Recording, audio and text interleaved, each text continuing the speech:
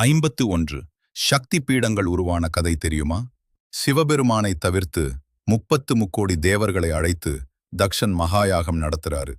இதை அறிந்த தாட்சாயினி, என் கணவரை அவமானப்படுத்துவது நியாயமா என்று தந்தை தக்ஷனிடம் கேட்டபோது, தக்ஷன், சுடுகாட்டு சாம்பலை பூசிக்கிட்டு பூதகணங்களோடு சுற்றித் திரிகிறவன் எனக்கு மருமகனா? அவன் இந்த யாகத்துக்கு தகுதியானவனா என்று சிவபெருமானை இழிவாக பேசுறாரு. பெண்கள் தங்களை அவமதிச்சா கூட பொறுத்துப்பாங்க, ஆனா கணவனை மதிக்கலேனா பொங்கிடுவாங்க. அப்படிதான் தாட்சாயினியும். உன்னால கிடைத்த இந்த உடலும் பெயரும் எனக்கு வேண்டாம் என்று சொல்லி யாக குண்டத்தில் விழுந்து உயிரை விட்டுறாங்க.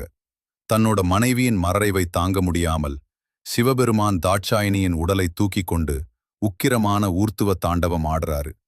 அவரோட கோபத்தால உலகமே அதிருது. கடல்கள் வற்ற, மலைகள் இடிய, உயிர்கள் அடிவதைக் கண்டு காக்கும் கடவுளான மகாவிஷ்ணு தன்னோட சுதர்சன சக்கரத்தை தேவியின் உடல் மீது செலுத்துறாரு.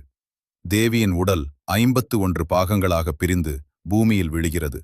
அந்த இடங்களிலெல்லாம் 51 சக்தியாக உருவெடுத்து நமக்கு அருள் பாலிக்கிறாள்.